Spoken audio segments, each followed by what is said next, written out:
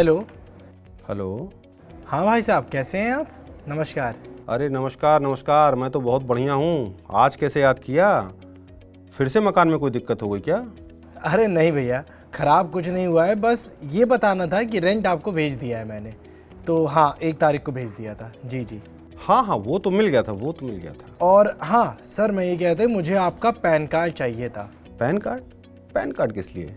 अरे वो ITR में HRA क्लेम करना है ना, तो उसके लिए मकान मालिक का पैन कार्ड चाहिए होता है। तो बस आप थोड़ा देख लीजिएगा उसे।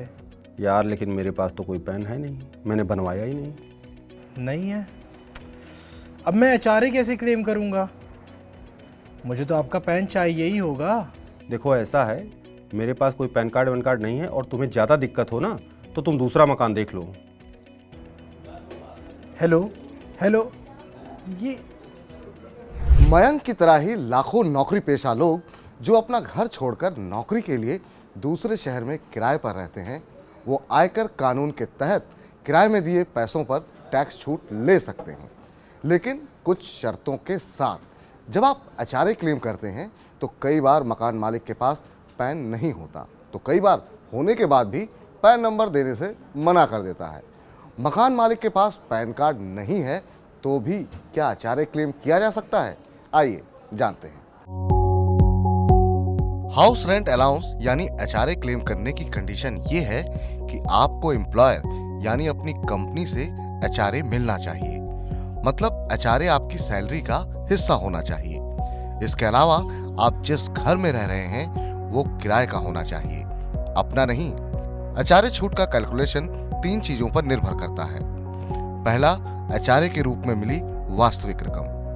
दूसरा, मेट्रो शहर में बेसिक सैलरी प्लस DA का 50% और नॉन मेट्रो शहरों में बेसिक प्लस DA का 40%। तीसरा, किराए की वास्तविक रकम से बेसिक सैलरी प्लस DA का 10% घटाने के बाद आने वाली रकम। तीनों में जो कम होगा उस रकम पर टैक्स छूट मिलेगी।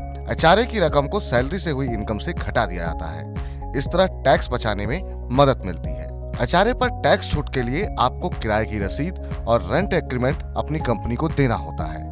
अगर सालाना किराया 1 लाख रुपए यानी 1 महीने का किराया 8,333 रुपए से ज्यादा है तो केंद्रीय प्रत्यक्ष कर बोर्ड CBDT के सर्कुलर के मुताबिक कर्मचारी को मकान मालिक का पैन नंबर देना अनिवार्य है। अगर मकान मालिक के पास पैन नहीं है तो भी कर्मचारी HRA क्लेम कर सकता है। ऐसे में कर्मचारी के पास 2 विकल्प हैं।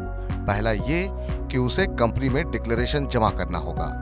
ये डिक्लेरेशन मकान मालिक की ओर से किया जाएगा।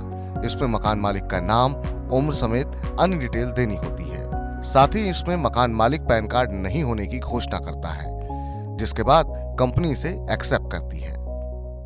हमें ये मालूम है कि अगर किसी भी जगह पे कोई भी ट्रांजैक्शन करने के लिए जहां पैन अनिवार्य है, वहां पे अगर हमारे पास पैन नहीं है तो हम एक फॉर्म 60 होता है जिसके अंदर हम डिक्लेरेशन दे सकते हैं कि हमारी इनकम टैक्सेबल नहीं है, इसलिए हमने पैन नहीं लिया है और हम वो डिक्लेरेशन दे सकते हैं। देखिए, इस HRA के लिए ये एग्जेम्पशन अलाउबल नहीं है और कोई भी एम्प्लॉयर इस declaration of form 60 of the landlord allow नहीं करेगा। अगर हाउस रेंट अलाउंस का क्लेम नहीं कर रहे हैं अपनी सैलरी के अंदर, अपने फॉर्म 16A के अंदर आपने वो क्लेम नहीं दिया या नहीं पास हुआ, तो हम सेक्शन 80G के अंदर हाउस रेंट पे करने की डिडक्शन ले सकते हैं। यहां पे एक कमी और है। ये कमी ये है कि आपको मैक्सिमम डिडक्शन जो मिलेगी यहां पे वो 60,000 रुपीज की मिलेगी, उससे ज्यादा की नहीं मिलेगी। But at the same time आप क्लेम अपना फाइल कर सकते हैं अपनी रिटर्न के अंदर, HRA का भी। पर असेसमेंट के स्टेज के ऊपर आपको ये ध्यान देना पड़ेगा कि शायद वो आपको एग्जेम्पशन ना मिले। As a matter of claim या as a matter of basic responsibility आप फॉर्म 60 फाइल करके अपनी मेंसरिया को पूरा कर सकते हैं, बट वो देना अलाउ करना या नहीं करना वो ऑफिसर के हाथ। इस बात के भी आसार हैं कि कंपनी डिक्लेरेशन को ना माने। ऐसे में दूसरा विकल्प ये है कि इनकम टैक्स रिटर्न फाइल करते समय कर्मचारी HRA क्लेम कर सकता है। हालांकि इस केस में कर्मचारी को स्क्रूटनी का नोटिस आ सकता है। ऐसा इसलिए क्योंकि कंपनी की ओर से फॉर्म 26 AS में रिपोर्ट की गई इनकम और कर्मचारी की ओर से ITR में दिखाई गई इनकम में अंतर नजर आएगा। इनकम टैक्स डिपार्टमेंट इस अंतर के बारे में पूछ सकता है। उस समय कर्मचारी के पास मकान मालिक के डिक्लेरेशन के साथ किराए की रसीद और रेंट एग्रीमेंट होना चाहिए।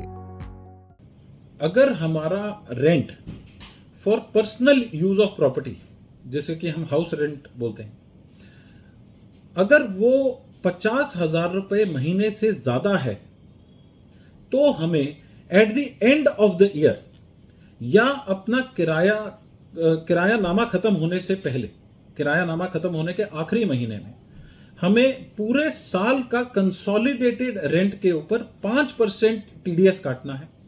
अगर ये हम नहीं जमा कराते हैं तो हमें इसकी बहुत सारे कॉन्सिक्वेंसेस हैं, जैसे कि नॉन डिडक्शन ऑफ TDS की आपको सबसे पहले तो डिमांड आएगी, और जो 5% TDS है वो आपसे रिकवरेबल है इंस्पाइट कि आपने वो पे कर दिया है।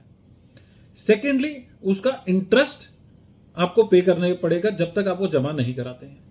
थर्डली, TDS ना काटने की पेनल्टी भी आपके ऊपर लगाई जा सकती है। कई बार मकान मालिक पैन नंबर देने से मना कर देते हैं या फिर कैश में किराया लेते हैं। ऐसे में रजिस्टर्ड रेंट एग्रीमेंट मदद कर सकता है। रेंट एग्रीमेंट के रजिस्ट्रेशन के लिए मकान मालिक और किराएदार का नाम, पता, एग्रीमेंट की अवधि, किराए की रकम, पैन कार्ड समेत ID प्रूफ की जरूरत पड़ती है। HRA क्लेम करने में रेंट एग्रीमेंट का इस्तेमाल करते ही आयकर विभाग के पास मकान मालिक के पैन की जानकारी पहुंच जाएगी। इसके अलावा कर्मचारी को किराए का पेमेंट कैश के बजाय चेक, नेट बैंकिंग या UPI से करना चाहिए। अगर आप पेमेंट कैश में कर रहे हैं या लैंडलॉर्ड आपको बोलता है कि आप कैश में दीजिए, तो आप कैश की रसीद तो ले रहे हैं। अब किराया आप कैश में दे सकते हैं, इसमें कोई रोक नहीं है।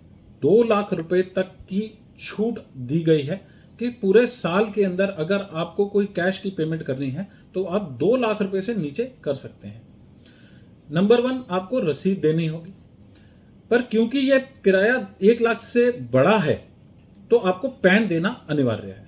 अगर आप पैन नहीं देते हैं तो हम विदाउट सैलरी सर्टिफिकेट हम क्लेम कर सकते हैं, पर उसकी अलाउ करना या नहीं अलाउ करना वो ऑफिसर के हाथ में है। HRA क्लेम करने के लिए रेंट एग्रीमेंट और किराए की रसीद जरूरी है। प्रॉपर रेंट एग्रीमेंट और बैंकिंग चैनल के जरिए पेमेंट करने से कर्मचारी को HRA क्लेम करने में सहूलियत होगी। साथ ही रेंट से होने वाली ये कमाई मकान मालिक के एनुअल इंफॉर्मेशन स्टेटमेंट यानी AIS में दिखेगी। ऐसे में मकान मालिक को टैक्स भरना होगा, वरना इसे टैक्स चोरी माना जा सकता है। मयंक की तरह अगर आप भी HRA क्लेम करना चाहते हैं तो कुछ बातों का ध्यान जरूर रखें। वैलिड रेंट एग्रीमेंट रखें, हर महीने मकान मालिक से किराए की रसीद लें। महीने का किराया 3,000 रुपये तक होने पर रसीद की ज़रूरत नहीं है। किराया अगर कैश में है और 5,000 रुपये से ज़्यादा है तो रेवेन्यू स्टाम्प ज़रूरी है। किराए का पेमेंट कैश के बजाय चेक या ऑनलाइन माध्यम से करें।